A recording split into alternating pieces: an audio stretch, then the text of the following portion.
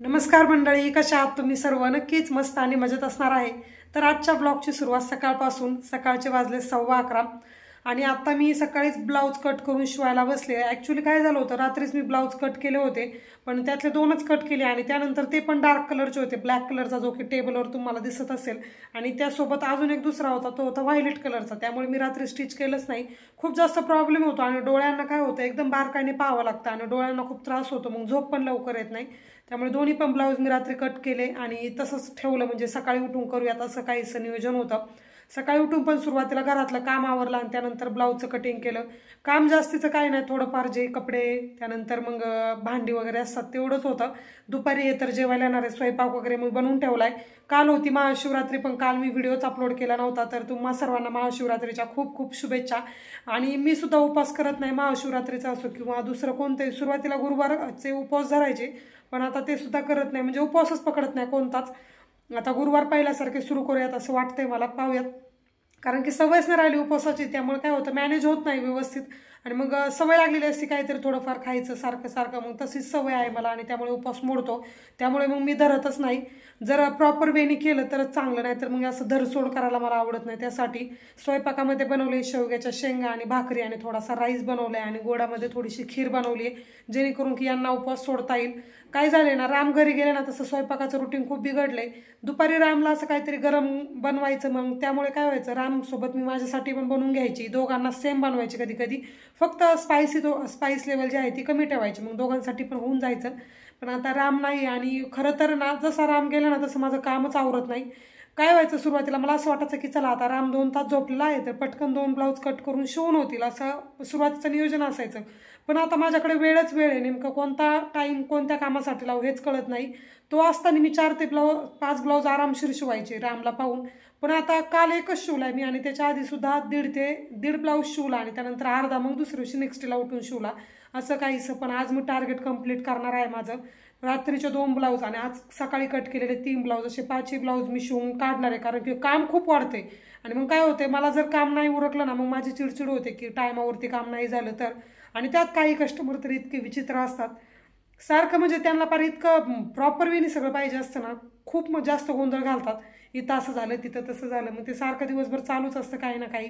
आणि थोडंफार होतंच, म्हणजे आता काय होतं, काही कामामध्ये आपलं प्रॉपर जर लक्ष नसेल, सारखंच मग शिवायचं म्हणून शिवायचं असं झालं की थोडंफार होतं.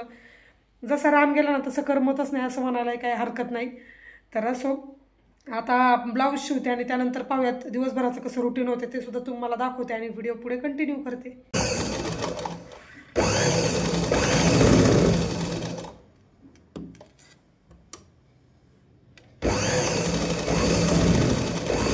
तर सकाळी व्हिडिओची सुरुवात केली होती आणि त्यानंतर काही कंटिन्यू केलं नाही, थोडंफार शिवणकामच केलं, म्हणजे एक ब्लाऊज कंप्लीट केलाय. आणि दुपारचे वाजलेत आता 12:15.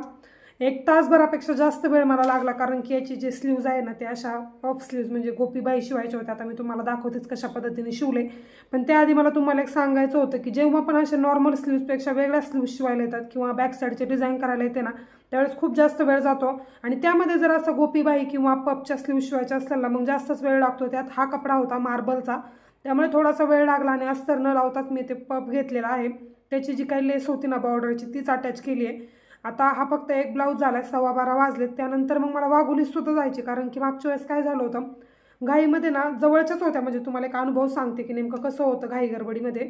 अचानक रामचा व्हिडिओ कॉल आला होता, म्हणजे घरून केला होता, तर त्याच्यासोबत बोलत होते. तर मी तुम्हाला हेच सांगत होते की एक ब्लाऊज होता त्यांचा आणि साडी पण होती पिकोफॉलसाठी. साडी वगैरे पिकोफॉल झाली आणि ब्लाऊजच्या बाबतीत काय झालं, नेमकं कटिंग वगैरे मी सर्व केलं, ब्लाऊज व्यवस्थित कट वगैरे झाला. आणि त्यानंतर मग काय झालं, कचऱ्याची गाडी आली खाली आणि त्यानंतर मग राम पण इथेच खेळत होता. आणि घाई गडबडीमध्ये मी काय झालं, असे 2-3 ब्लाऊज साईडला कट करून ठेवलेले होते. आणि राम सोबत असताना कटिंगचं काम मी शक्यतो तरी करतच नाही कधी, पण तो सोबत होता तर म्हटलं चला कटसुद्धा करून होईल. आणि नंतर कचऱ्याची गाडी आली तर मी त्याला ठेवून खाली कचरा टाकायला पण जाईल, अशा हेतूने मग त्यानंतर मी पटपट असा कचरा जमा केला, जे काही कटिंग वगैरे होतं. पेपरचं कटिंग करून मग ब्लाऊज कटिंग केलं होतं ना, तर ते जे काय होतं ते सर्व मी पटापट जमा केलं.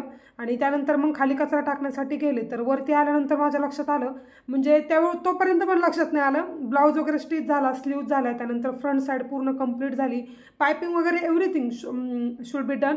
त्यानंतर मग पाठीमागची जी काही बॅक साईडची पट्टी वगैरे होते ती पण झाली. आणि पट्टी तयार झाल्यानंतर मग मी बॅक साईड अशी जॉईन करायला घेतली, म्हणजे ज्या पद्धतीने आपण सर्वकडून लॉक करतो त्या पद्धतीने. तर बॅक साईडच नाही. मग खूप सारं शोधलं, त्यानंतर मग इकडे तिकडे पाहिलं तर कुठेच नाही. मग माझ्या लक्षात आलं की रामकडून किंवा माझ्याकडून चुकीने जो काही कचरा होता त्यामध्येच गेलं. कारण की आता जे काही कपड्याच्या चिंध्या वगैरे असतील ना उरतील त्या मी अजिबात जवळ ठेवत नाही, फेकून देते सगळं. कारण की खूप गडबड गोंधळ होतो. मग एवढ्याचं करणार काय. सुरुवातीच्या तर आजी जे 2 पोते भरलेले होते ते मी देऊन टाकले. पण आता इथून पुढे जर कोणाला लागत नाही किंवा कोणाला विचारायला म्हणजे एवढा वेळच नसतो, जर कोणाला लागत असलं तर घेऊन जातात, नाहीतर मग मी कचऱ्यामध्येच टाकून देते डायरेक्टली. कारण की खूप छोट्या छोट्या चिंध्या असतात त्या ज्यांचा की काही उपयोग पण होणार नसतो. तर असं होतं. आणि कचऱ्याच्या गाडीमध्ये गेलं तर मी त्यांना लगेच सांगितलं की असा असा प्रॉब्लेम झाला आहे, मग नेमकं काय करू. तर ते म्हटले मॅचिंगचं फॅब्रिक आणा. आता भलेही ते जवळच्या होत्या त्यामुळे काही म्हटलं नाही, पण जर इतर कस्टमरचं जर असतं तर मला पुरेपूर साडी घेऊन व्यवस्थित ते ब्लाऊजच मला रिटर्न करावं लागलं असतं. आणि साडीसुद्धा घ्यायचा मी प्लॅन केला होता, पण त्याच्यामध्ये कलरच नाही आहे. आणि नाही म्हटलं तरी 1500 ते 1600च्या रेंजमधली ती साडी आहे. त्यामुळे आता मी जे काही मॅचिंग सेंटर आहे ना तिथेच त्यांना ब्लाऊज जो काही आहे तो एक पार्ट त्यांच्याकडे ठेवला आणि म्हटलं याच्या मॅचिंगमध्ये कोणत्याही फॅब्रिकमध्ये जर तुम्हाला कपडा भेटला तर नक्की आणा. कारण की मला त्यांना ब्लाऊज पण द्यायचा आहे. बरेच दिवस झाले, म्हणजे जवळजवळ आता 15 ते 20 दिवस झाले असतील, ज्यावेळेस 15 ते 20 झालीच असेल एक्झॅक्टली, त्यावेळेस त्यांचा ब्लाऊज त्यांनी मला दिला होता.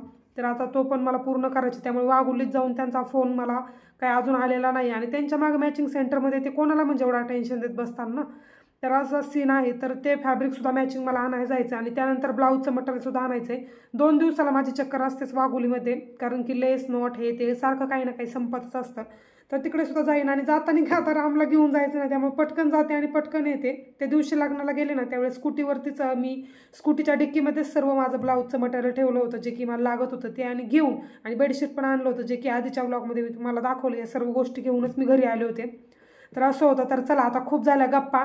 कसं होतं आणि नेमकं काय प्रॉब्लेम होतं हे सुद्धा मी तुम्हाला सांगितलं. शिवणं खूप सोपं आहे मी तुम्हाला सांगते, पण कधी कधी ब्लाऊज चुकला किंवा कुठे काही प्रॉब्लेम झाला किंवा एखादा पार्ट हरवला तर खूप म्हणजे खूपच वेगळी दुर्दशा होते आणि शिवण्याचा मूड पण जातो. कधी कधी त्यात एखादं कस्टमर असं पण भेटतं की ब्लाऊज व्यवस्थित बसलाय वगैरे, पण पैसे द्यायचे जेव्हा आलं की मग त्यांचे नखरे चालू होतात. असे पण मला कस्टमर भेटतात. तुम्हाला सुद्धा भेटत असतील तर नक्की कमेंट करून सांगा. अशांकडे मी दुर्लक्ष करते. तर असो, चला ब्लाऊज तुम्हाला दाखवते आता स्टिच केलेला. सिंपल अशा पद्धतीने स्टिच केलाय पहा. त्यांचा जो काही मापाचा ब्लाऊज आहे ना तो सुद्धा मी तुम्हाला दाखवते. आणि बाईला जे आहे ना अशा पद्धतीने पफ घेतलाय. ज्यावेळेस घालतील ना ते त्यावेळेस कळलं. आणि ही बॉर्डर जी आहे ना त्यांच्या ब्लाऊजचा जो काही पीस होता ना त्यालाच आलेली होती. तर अशा पद्धतीने झालाय जो काही पफ आहे तो. आणि फ्रंट साईडनी प्रिन्सेस विथ कपचा ब्लाऊज होता. तर प्रिन्सेस विथ कपच्या ब्लाऊजचे सुद्धा पेपर पॅटर्नच्या ऑर्डर्स आहेत, पण त्यासुद्धा मला कंप्लीट व्हायला झालेत. कारण की ब्लाऊज शिवणंच आवरत नाही माझं. नेमकं कसं मॅनेज करायचं. आणि संध्याकाळी असं झालं की माझं कामच होत नाही, मला डायरेक्टली झोप येते, त्यामुळे कामच होत नाही. 10, 10:30, 11 वाजता तर मी गायब झालेली असते, म्हणजे झोपलेली असते. तर असं आहे. समोरच्या बाजूने सुद्धा तुम्हाला दाखवते. अशा पद्धतीने समोरचा जो काही प्रिन्सेस कट आहे ना तो झालाय. तर चला असा एक ब्लाऊज झाला. आता बाकीचे जे काही 3-4 कट केले ते सुद्धा मी आजच कंप्लीट करणार आहे. म्हणजे 4-5 वाजता जाईल मी वाघोलीमध्ये जाऊन जे काही मटेरियल लागते ते पण घेऊन येईल. तर हा होता त्यांचा मापाचा ब्लाऊज. छान आहे एकदम, त्यांना बसत असणार आहे कारण की परफेक्ट असा शिवण्यात आला आहे.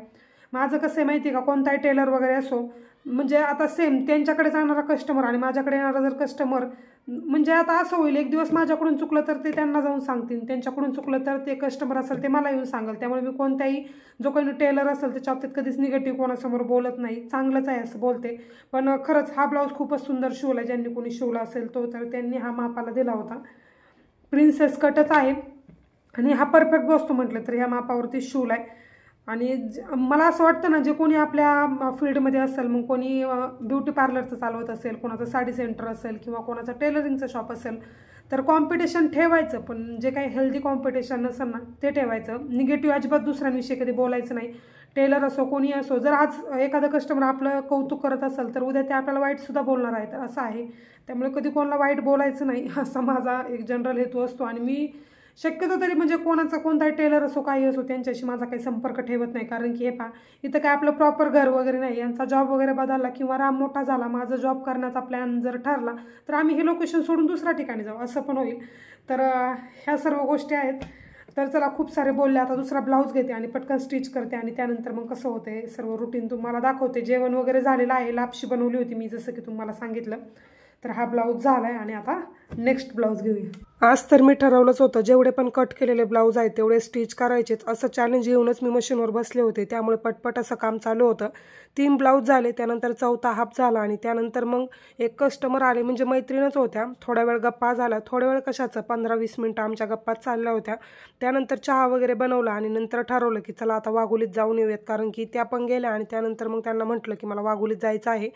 तर त्यांना सुद्धा यायचं होतं, पण त्यांना भाजीसाठी यायचं होतं आणि मला जायचं होतं पुढे ब्लाऊजच्या कामासाठी। त्या म्हटल्या मी आवरून येते तोपर्यंत तू ये, पण मला खाली सुद्धा थोडंसं काम होतं। तर त्यांना म्हटलं तुम्ही पुढे जा, मी मागून येतेच, माझं थोडंसं काम सुद्धा आहे इथे। तर तेच मी जे काही ब्लाऊजचे अस्तर वगैरे लागतात ते सर्व ब्लाऊज सोबतच घेत होते। काय होतं ब्लाऊज सोबत नेलं ना मग व्यवस्थित कळतं, म्हणजे जर अंधार वगैरे झाला तरी प्रॉब्लेम येत नाही आणि थोडंसं जर ब्लाऊजचा कपडा नेला तर त्यांनाही व्यवस्थित समजत नाही आणि आपल्यालाही कळत नाही। तिथे गेल्यानंतर खूप जास्त कन्फ्युजन होतं। जसं की मी ब्लाऊज तुम्हाला सांगितला होता की ज्याची बॅक साईड हरवलेली आहे किंवा गायबच झाली किंवा काय झालं ते व्यवस्थित लक्षात आलंच नाही, त्या ब्लाऊजचं सुद्धा मला घेऊन यायचं होतं। त्यांना मी ऑलरेडी सांगितलं होतं आणि त्यांच्याकडे कपडा सुद्धा ठेवला होता, तर त्यांनी आणलं सुद्धा होतं। पुढच्या व्हिडिओमध्ये तुम्हाला दाखवते की नेमका कोणता ब्लाऊज होता काय। तुर्तास आपला हा जो व्हिडिओ आहे मी इथेच थांबवते। कसा वाटला ते मला कमेंट करून नक्की सांगा। भेटूयात आपण नेक्स्ट व्हिडिओमध्ये, तोपर्यंत तुम्ही स्वतःची काळजी घ्या। So take care friends and bye.